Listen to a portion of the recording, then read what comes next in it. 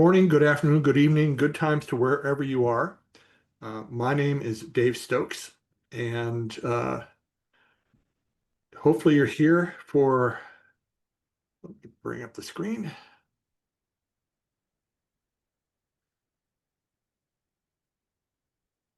for a webinar on transforming database workflows with AI. My name is Dave Stokes. I'm a community manager at DBeaver.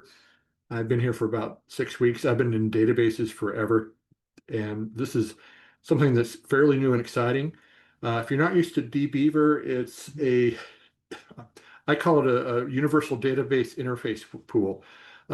If you're dealing with multiple databases and you have a hard time switching between the MySQL shell and PSQL, for instance, DBeaver gives you a standard interface to work with the database, multiple databases. It has a lot of very clever engineering inside of it. And one of those things you're going to see is uh, our AI features. Now, we're going to talk about how using AI with DBeaver can really lighten your workload. There's a lot of very interesting things that you can do, and you'll see some of them today. I mean, it really helps up in query development. By the way, here's our first quiz, how to use DBeaver. Um, Hopefully you can click on more than one. Um, Really handy tool. We are This is something where if you write SQL infrequently or very frequently, this is a wonderful tool. If you do infrequently, you're going to find some stuff today that will help you. If you touch data in any way on a daily basis, you need a copy of DBeaver. Now, our agenda today is uh, we're going to talk about the features, mention security. No one wants their data showing up on the front page of the New York Times. We're going to do a live demo. That's always makes me a little nervous doing a live demo.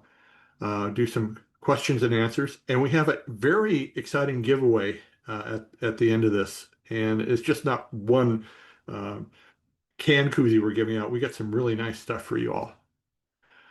So what features do we have? Well, one of the first ones you're going to see is the @AI command. You're working in the SQL editor and you want to get the AI involved with what you're doing. This is how you call it up. We also have an AI chat panel where you can interactively work with the AI, and you can iteratively build your queries and get your data the way you want it. We also have an explain and fix feature. You type in something, it goes wrong, you're not quite sure, it's 3 o'clock in the morning, you don't want to grab the manual, you don't want to go searching Google for it. One click and it tells you what's going on with your query and how to fix it. We also have query explanations. I don't know how many of you have databases or queries that are kind of, quote, thrown over the fence and you suddenly have to take care of it and you have no idea what is in there. That's what that feature is for. We also have query suggestions. You want to write something, but you're not quite sure where to start. This is a very interesting feature. The first time I used it, I go, ooh, that's a little spooky, but it's really handy. And something else we can do is, once again, if you have a schema thrown over the wall to you and you know nothing about it, this is a great way to get that information, to document what it does, and to get insight of what's going on. So we have several editions of DBeaver. We have an open source, open core version, but we have these wonderful tools, and craftspeople are known by their tools. And if you're paying for AI tokens and you're paying for cloud storage, this is a noise level price to get an exciting tool that does exactly what you want. And we have all these versions here, depending on what your needs are. By the way, you can get a 2-week trial for each of these. So if you want to try Ultimate for 2 weeks, and then Enterprise for 2 weeks, and Team Edition for 2 weeks, we'll help you do that. And I do suggest that you do this because I think you're going to find it's a wonderful tool, well worth the price. By the way, currently our AI providers are OpenAI, Azure OpenAI, Google Gemini, Olama, and GitHub Copilot. If you have another AI that you like, let us know. We're always adding new features. When I joined 6 weeks ago, I think we were supporting 140 databases. I think we've went over 150 databases now. And let's me go to the chat. And We got some nice comments, but I'll have that. By the way, if you do have questions, I put this in the chat earlier. Please let me know. I'd rather get your question answered when it comes up rather than have you stew about it, getting anxious about it. And I don't want to run out of time before I answer your question. So if you have one. Now, if it's something that's coming up, I'll postpone it till later, but please ask your questions. Now, as I mentioned earlier, you don't want your data showing up on the front page of the New York Times. Um, oh, here's the results for how do you use DBeaver. It looks like most of you use it for query management. Uh, Good turnout for data visualization, reporting, and database administration, and data schema compare. And if you have a unique DBeaver case, please let us know. Our folks would love to know more how you're using us to help tailor how everything develops in the future. Well, as I was mentioning, we only transfer the metadata. Your actual data stays on your turf. What we send to the AI, unless you override the defaults, is just the metadata. So it's the table descriptions. It's not the actual stuff. So unless you're doing something like have a column name like Clark Kent is really Superman, your secrets stay where you want them to be. Granular control. You choose exactly what gets shared with the AI. You can lock it down to the schema or the table. If you have customer information where you want to go out and get insights on purchasing trends, but you want to keep it away from the credit card information, it's very easy to do. And as I mentioned earlier, we have multiple AI providers we support. They all do things just a little differently. It's not any homogeneity there. Sometimes your mileage may vary with the various ones, but today we'll be using OpenAI, and you'll see how that's set up. And I think you're going to be astounded by some of the stuff we're going to show you. So here's where Dave gets a little nervous, where he goes to the live demo. And let me share DBeaver Enterprise. When you fire up DBeaver, and I'm using 2510, fairly innocuous screen. And the first thing I'm going to do is show you how to set up AI. Go to Window, Preferences. And the first item here is General. And you expand that. Oh, by the way, since you're storing passwords and other security information within DBeaver, the first line of defense is that we have a master password here to get into it. Now, here's a list of our partners. And as I mentioned, I'm using OpenAI. I end up with a URL here to click where I go out there and it generates an API token. Copy that, paste it here, and I'm set up to use OpenAI. Now, if I dig a little deeper under AI, under configuration, I'd like to point out some of the things here. First one here is enable AI query suggestion. You'll see query suggestion in a little bit. As I mentioned, the first time I used it, found it a little spooky, but it's one of those things where you play with it and you go, ooh, this is cool. Now, over here on the right, we're only sending column data type information. So basically, the data definition language is sent over. We're not sending over objects. By the way, if you highlight these, you'll see an explanation like this one says, send object description. The AI vendor improves completion, but may consume more tokens, foreign key information, unique and primary keys. Now, this one down here on the bottom right, this is where you can actually share data with the AI to get more insights.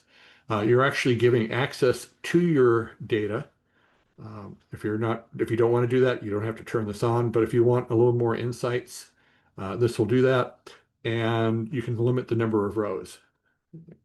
And let me cancel that. Let me go up to the chat. I saw we got two more. Okay, if you're looking for support for other models or engines, we recommend submitting a feature request on our GitHub. Please do. By the way, every morning at 10 o'clock, one of my things is to go through the tickets that came over the night before. And believe me, we go through everything. Now, Something else I want to show you real quick is if under search, there's an AI button. If I click that and come over here, there's two icons I want to show. First one is clear history. So if you're in an iterative chat, you can wipe away everything else you've sent to the AI there. Now this button here, or this icon here, which unfortunately is not coming up. Let me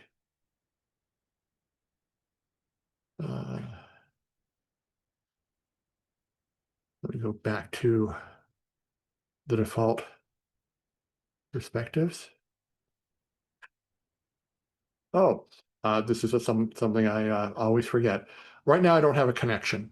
So if I come over here and I go to the sample database, this is an optional install when you install any copies of DBeaver.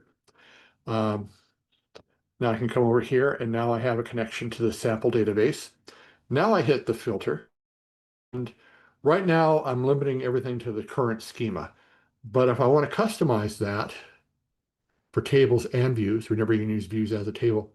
If I only want the album and artist information on this database about renting songs, if I want to lock everything else here, I can. And right now, only the album and artist information will be sent to the AI. So as I mentioned earlier, you don't want your data on the New York Times front page. This is the way you can do that. And by default, I'm just going to use the current schema. Now, that is how you set it up. As you can see, it's not terribly onerous. And we're about to jump into first steps of using the AI. Now, if you're not used to our test data set, it's SQLite, and it is a complex schema. Lots of relational tables. You can see all the keys going back and forth, and it's I won't say it's crazy, but it's one of those things where it's a more complex schema. And if you're trying to do something simple, it may throw you. And it's one of those things where if you're not using a schema on a regular basis, you may have trouble going back and forth and keeping your sanity. Okay, let's open up a query here. You'll see this one again later. So if I want to ask the AI some information, so I'm going to say @AI and show all the customers. By the way, the AIs are very forgiving in misspelling, which I find a blessing, from New York. If you notice, there's no SQL in here. It's just show all the customers from New York with AI in front of it. Now I send it off to execute, and it looks at our metadata, and it writes us this query.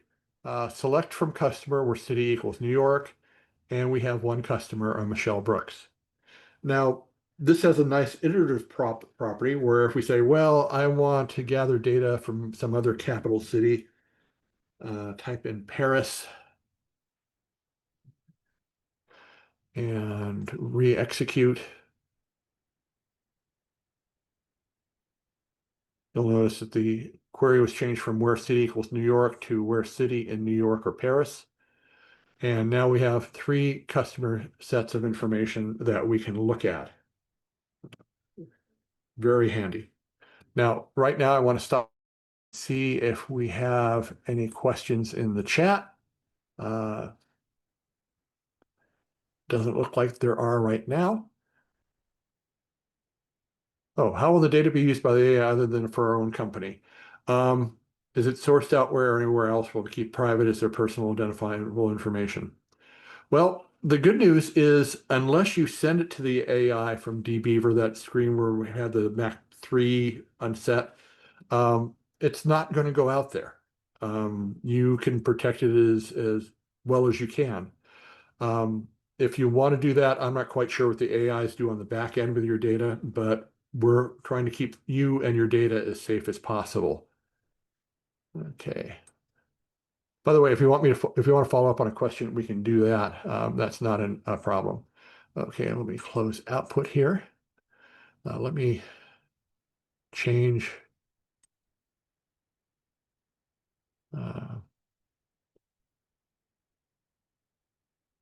Change the perspective here.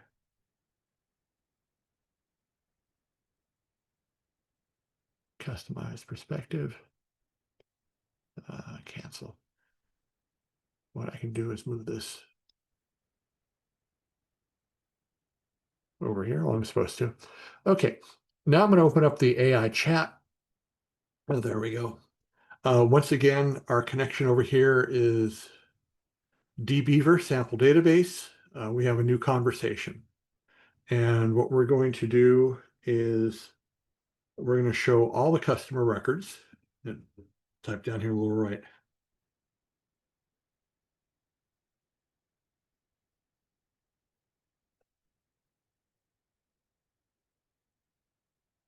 And their invoice and their invoices. So I'm not preferencing this with at AI. I type in show all the customer records and their invoices and type send. And here's a repeat of my prompt. And OpenAI AI will go out and take a look at what's going on out there. And we get this little smiley face robot. To show all the customer records and their invoices, you can join the customer table with the invoice table on the customer ID field. Here is the query. I'll copy the query over to the editor to get a better look at it. So we're getting everything from customer, everything from invoice, from the customer table with a left join, and we're joining the invoice table on customer ID fields. And here is our query. And if I execute it, I can either execute it up here or down here. It goes to our machine from the local query and runs all this data. And very impressive. By the way, if you haven't played with DBeaver before, by default, it just returns 200 records. If you want to change that, you change that number. I'll keep it there for right now. Now, we could update this to ask it to display only the first name, last name, and email of the customers. Now you notice no SQL again, and I'm not following the column name information or description. And we get a new query, what I'll throw up in the editor. I could have edited the previous query that was up there and just taken those columns out. But here we have select first name, last name, email, customer. And when I execute it, there's our information. Of course, you can ask it to order it however you want it. All the standard SQL stuff is there. And now I'm going to pretend that this is just too much data. I just want to work with the people from Austria.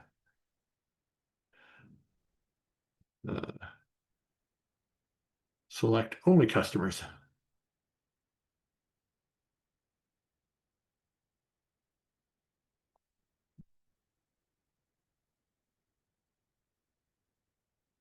So here's a repeat of our prompt. And it goes, the AI comes back and select customers from Austria. You can add a where clause to your SQL filter. I think this is going to be a great tool for teaching people better SQL skills. So let me throw that up in the editor. Select star from customers where country equals Austria. Execute it. And we have Astrid Gruber. So that shows you how you can iteratively build your data, your queries into the data. Now, maybe we want to ask more about something else other than the customers. Show all the tracks and their genres.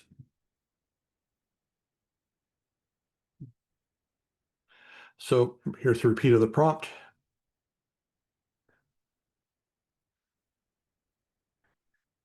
And it comes back to us to show all the tracks and the genres. You can join the track table with the genre table on the genre ID field. Here's the SQL query, which I'll throw up in the editor.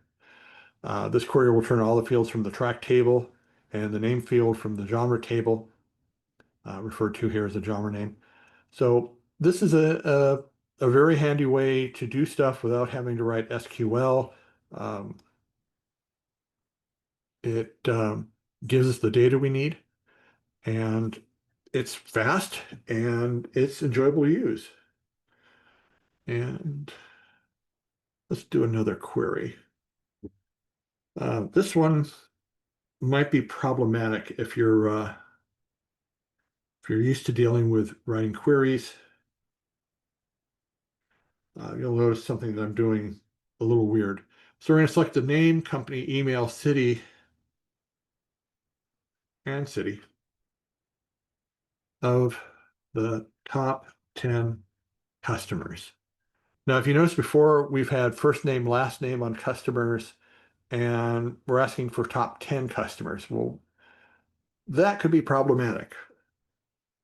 Why is that? Well, the AI will come back and tell us that we really did not say what top 10 really means to us. This is where the iterative fashion comes into play. You can change that on the fly. And it says, okay, select name, company, email, and the city of the top 10 customers. We first need to define what top means. Top could refer to the customers who have made the most purchases, the customers who spent the most money, or some other metric. So you need to define what top really means. And it tells you here, it's assuming top refers to customers who have spent the most money. That's usually a pretty good indication for any business. And it comes down here and tells us what will be returned. Let me throw this up in the editor. Now, this is whoops, get me there. This is an interesting query because we have a join and we're doing a group by and an order by. Once again, we're limited to 10 customers. And when I execute it, there's our information. Now notice that it automatically took the total spent and ordered that descending. If you want to come back and change that to ascending, you can do that on the fly. This is great for what if scenarios.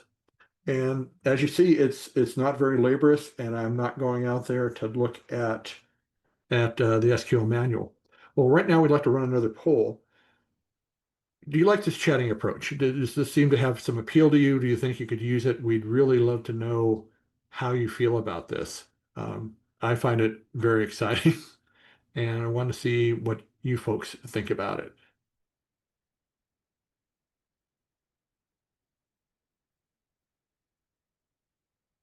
Okay, poll should be going good there. Okay, let me go on to the next area. Oh, here's the poll. Do you like it? Yes, absolutely. Maybe. I'm not sure yet, and probably not. By the way, if you have suggestions, we'd love to hear them. And let me head off to the next section. What I'm going to do is turn off the AI chat. By the way, I wanted to point out that we asked for name only, and it was smart to say, well, name consists of first name, last name, which kind of impressed me the first time I saw it because it was smart enough to be able to do that. Okay. Let's pretend it's 3 o'clock in the morning. You're trying to do a report, and you're not quite awake, and you're um, not quite on top of stuff, and you're trying to do a quick ad hoc query. Empty city, country, email from the customer table. So we're wrote this out real quick. We're hoping everything runs because we want to go home. and we come back here and we have an error. Uh-oh. Especially if you don't write SQL on a regular basis, this might puzzle you. Of course, all the vendors on their various database engines have various levels of description that may or may not match the error. In this case, SQLite is telling us it's either an SQL error or there's no such column as name. Well, we are tired. We don't want to sit there and dig through the schema. So we come down here to AI explain and fix. I think this will be a wonderful thing for a lot of folks in the future. So the AI chat opens up and it says, please explain what is wrong with the following query and suggest a fix for it. So it shows the query, shows the error message. And it comes back here and says the error message indicates there's no column named name in the table. Looking at the schema, it looks like you might be trying to select the first name or last name column instead. So throw that in the editor and execute it. Boom. Our query is fixed. It's now 3:15 in the morning and we can stagger home because this has fixed the query for us. I find that very neat. Now we're going to have another poll right here where we're going to ask you, could you use this? Is this the type of thing that you'd like to have as an assistant to help you with your SQL? Personally, I believe folks who are starting out will find this to be an amazing addition to their arsenal.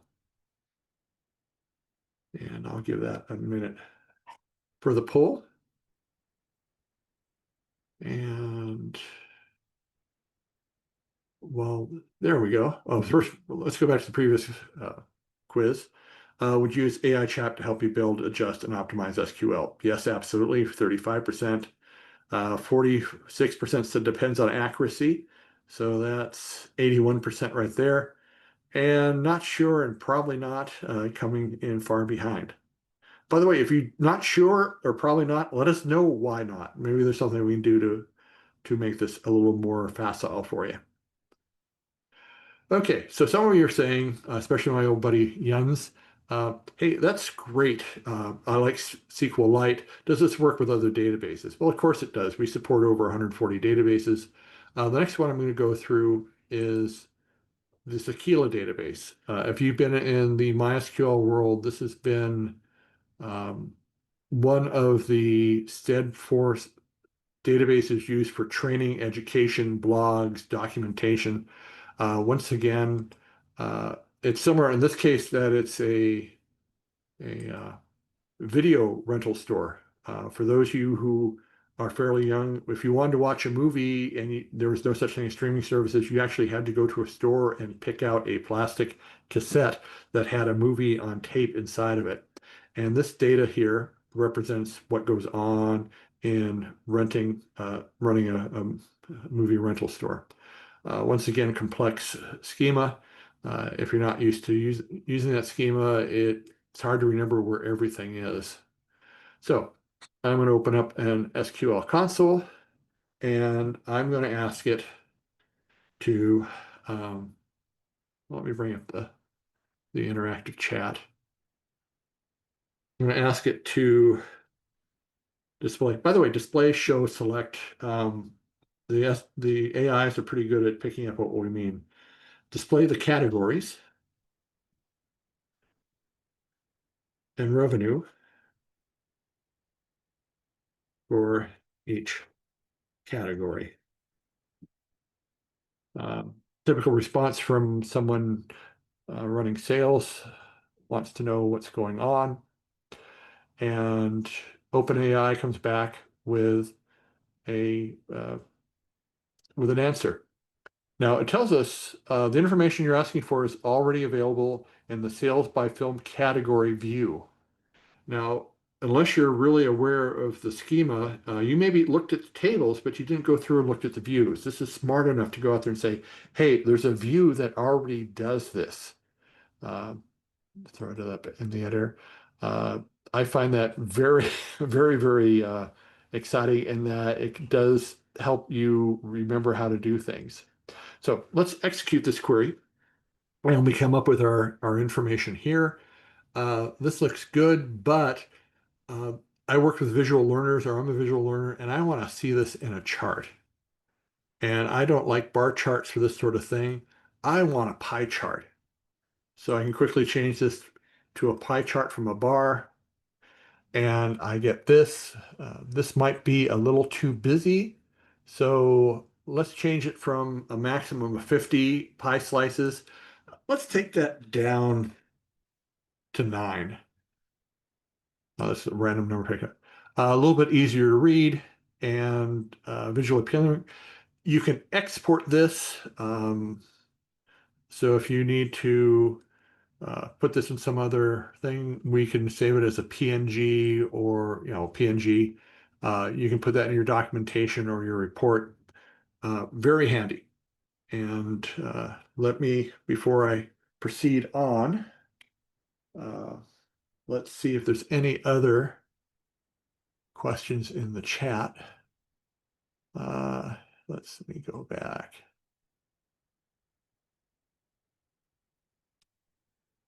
Okay. Ooh, I missed several that are kind of really interesting. Let's see. Someone just upgraded 2401 or 2402. You definitely want to go to the 25 series, and that will make life easier for you. Okay.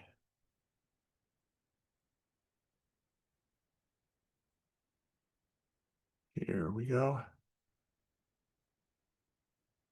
How will the data be by the AI coming? I did that. Someone upgraded from 24.2 to 25.1 and got errors which prevent me from opening DBeaver. Have to uninstall it, install it again from scratch. Sorry to hear that. Please open up a trouble ticket. Our folks want to know that sort of information. General question, will this webinar be reshared after the meeting? Yes, give us about 24 hours. We should have a link. If you don't see it after 24 hours, send me an email, david.stokes@dbeaver.com. Does it send a list of all your tables with each call? I don't believe so. I think it just sends the metadata over once until you wipe out the connection. So you're not repeating all that. How did it know the customer's table? Well, I was asking for customer information, and it was smart enough to imply that a customer's table had the customer information. If you have different names like cust1 for the customer table, you might have to explain that to the AI. Let's see. Oh, how to set up the AI, I mean the token URL. Earlier, I went to the preferences, and let me go back there real quick. I want to take some moment to do that. Preferences, AI. You select your engine, and we have the link to where you get the token from.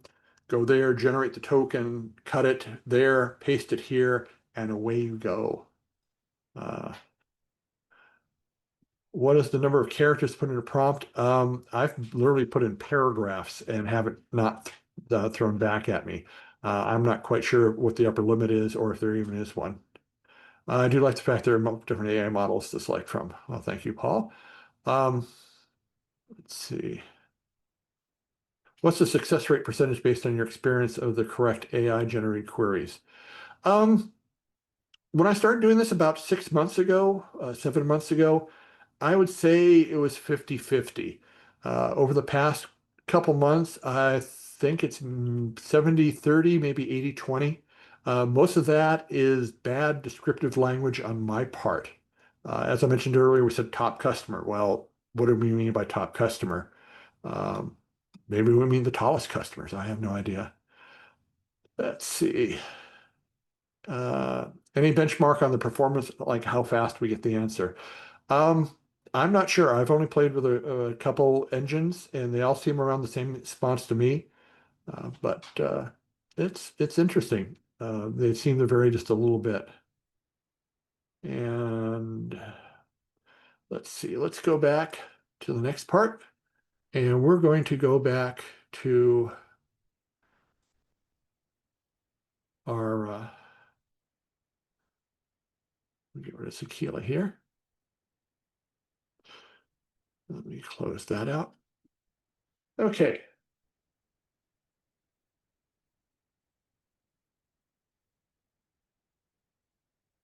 So let's go back and we're going to ask, oh, I already did that, the name issue. Okay. Occasionally you have something thrown over the wall, and you just don't know what a query does. And it's one of those things where either it's running right and you don't know what it is, or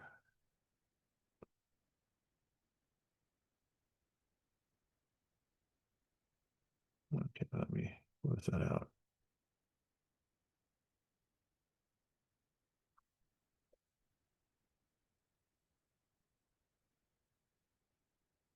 Okay, open script.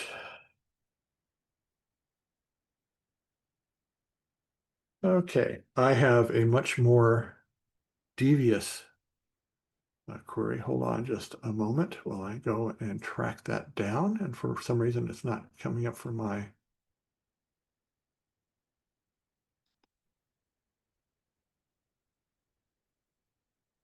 my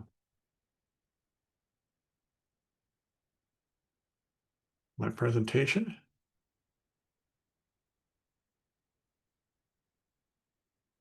And unfortunately, that's not coming up for me. So let me go back to this. Let's say you have a query and it's more complicated than this one, but I'll use this one for now. And you don't know what it does.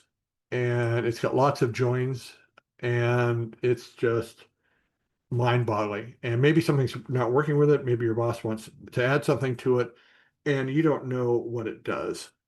So what you can do is highlight it, select execute, and come down here to explain query using AI. Now, I'm not talking the normal explain you use to debug a query. We actually ask the AI to examine this query and tell us what it does. And it comes back with a happy robot and saying this query is selecting data from the customer table. Specifically, it's retrieving these columns. The result of this query will be a table with each row representing a customer and each column representing the customer's first name, last name, company setting, and all that. No conditions in the query. Return the details for all the customers. So if you get stuck with a query that you just cannot fathom, this is a handy way to go out and investigate it, and this will give you great clues of what's going on. Now, something else we can do is AI suggestions, and I'm going to pause right here real quick and see if we have anything else in the chat. By the way, the community edition does not have all the AI engines, and it's here, let me scroll back up just a little bit more.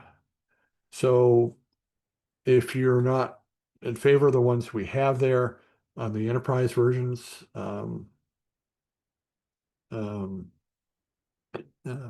you're kind of stuck for right now. Make a suggestion that we add that in there. Someone's asking, Gerald is asking, is there a visual capacity that measures the trend line on a bar chart?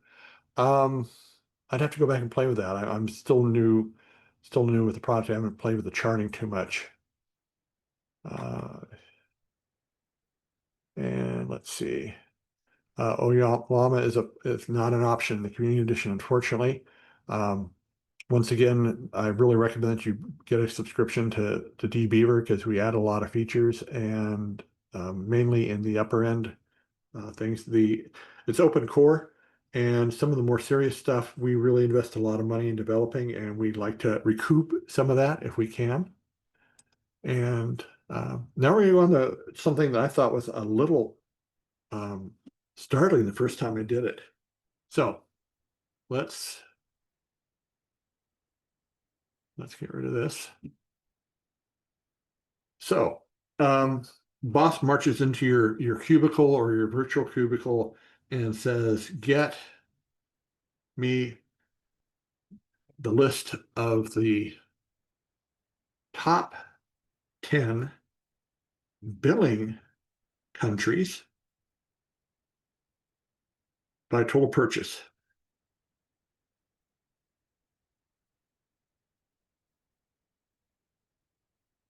So I put in the comment marker and get the list of the top 10 billing countries by total purchase amount. And you're going to see me actually type some SQL for the first time today. Type in SELECT space. Now I'm on a Windows machine. The command is a little different for a Mac. I believe it's the same command for a Linux box. I'm going to hold down Control Alt right arrow and then a second right arrow. And the AI has taken our prompt up here and turned it into a query. And when I execute that, here's our information. Like I said, the first time I used this, I thought that was a little spooky, but it's really cool. This is something I really recommend that when you have your trial with this, you play with this a lot, because I think it's something that in the future is going to be a good way to get past a lot of nasty SQL coding. Now, I've been around long enough to see several trends that if you spend more than 10 years in the computer industry, you hear that X is going to replace all programmers. The first one of those I remember, I came at the end of the wave where this lovely programming language that was nearly like writing English was going to replace all programmers. Many of you may remember that as COBOL, which is still around from the 1960s, and there's still programmers around. So if you are a programmer and you're worried about AI, look at this as more of an assistant to help you out and keep you going.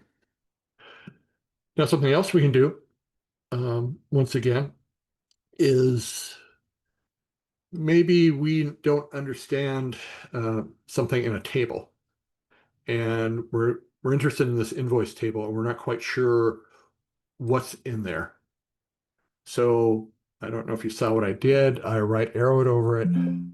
Oops. And I asked it to give me an AI description. And that tells me the invoice table in the schema is the central entity. It records all the billing information. It gives me some details on there and a lovely summary. In summary, the invoice table serves as the critical link between customers and their purchases, providing comprehensive billing information and facilitating the tracking of sales transactions. Big hint, if you are doing documentation on a database, that would be something that you want to add in there.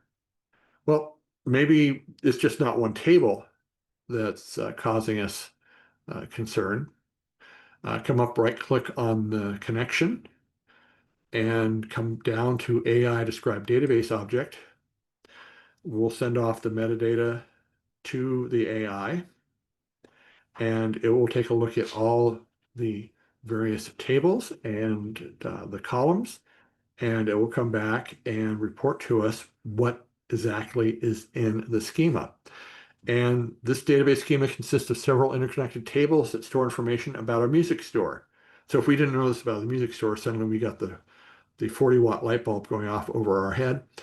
Tells us about the artist table, track table, playlist, and it gives us a lot of information, a 10,000-foot view of what the schema is actually doing. And once again, if you get stuff thrown over the wall to you, this is a very handy way to take a look at it. And you're using AI, as you've seen in the past several examples, to aid you. So that is going to conclude the end of the live demo. Let me bring back up. Oh, explore features you care about. A great poll. What features would you like to explore further? We can do more webinars to satisfy any demand that you have. Any of the features that we've talked about, any of the features that we haven't talked about. Please let us know what else we can do to make this a better tool for you. Okay, let me go to our next slide. Questions and answers. Please throw stuff up in the chat. And can I watch this again as it is recorded? Yes, give us 24 hours or so, and we'll have links up. And if it goes on 25, 26 hours, drop me an email at david.stokes@dbeaver.com. And please watch it over and over again. I'd love to see the numbers climb. And uh, thank you, Amy, for liking the demo. Like I mentioned earlier, live demos are always kind of a nervous thing for any presenter. And we've got through it so far. Any other questions out there? Any other concerns, comments? Is this scary? Is it blasé? How do you view this? And um, what can we do to enhance it for you? Love to know that. Any tips on how to connect with Copilot? You go back to the configuration and select GitHub Copilot, and there you are. Can I show you the Olama option? Okay, let me stop this share and do another share. Um,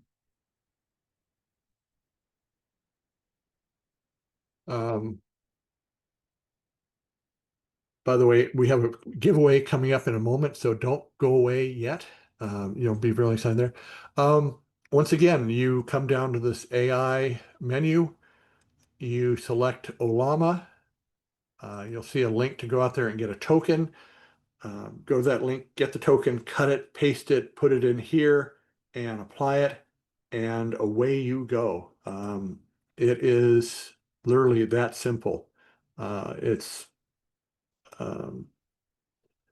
explore features you care about. Looks like we're pretty well split on everything right down in the 50s and 40s. That's very, very encouraging for us. And once again, if there's something you don't like or something you need tweaked, please let us know. Okay, now for the moment you've all been waiting for. Tell us about how you use AI in DBeaver. Go out there and try it, get one of the free demos or get multiple of the free demos, and you can end up with one of these really cool shirts. Now, what we're going to give away, we're going to give away a t-shirt, a mug, monthly subscription for any of the paid editions. Going to be the winner's choice. And we're going to announce the winners in about 2 months. But please go out there, kick the tires on this. Let us know how it works for you. And we really, really want to know what you feel about this. Now, oops, we're supposed to have a page for, oh, it's going to be in the chat. That's right. If you go out to the chat, here's the link to submit your case on how you're using DBeaver AI. We're going to keep the submissions open for September 21st because we want you to go out there and really give this a try. We think this is something that's going to change a lot of the way you work with your data. And you're going to get this link in a follow-up email. So if you registered for this, you'll get it. And by the way, there's another link down there from Stacy on how to try the Pro editions. Once again, try the cloud, try the enterprise, try them all. You're going to get a couple weeks to try them out. And we really want you to give this give this quite a trial. Okay, from Roy, one of the few legit practical AI integrations that I've seen. I like that. Really like to use this view suggestion. All too often we forget what functions views already exist. Yeah, as you get older, you eventually forget that, oh yeah, I already wrote that view or I already wrote that procedure. By the way, there's a one-pager highlighting what we discussed today. Once again, if you have questions, please contact our sales department at sales@dbeaver.com. And someone, Daniel, it says, seems impossible to get a trial license prior paying. Please try again, Daniel. If that doesn't work, please contact me. Please contact the sales folks, and we'll make sure that you get that trial because we really want you using this. And with that, I am running out of material and try to finish up the last questions there. And if I haven't mentioned it before, thank you for joining us. This is a real interesting use of artificial intelligence and something that I can see a lot of people using practically or having a practical use on a regular basis.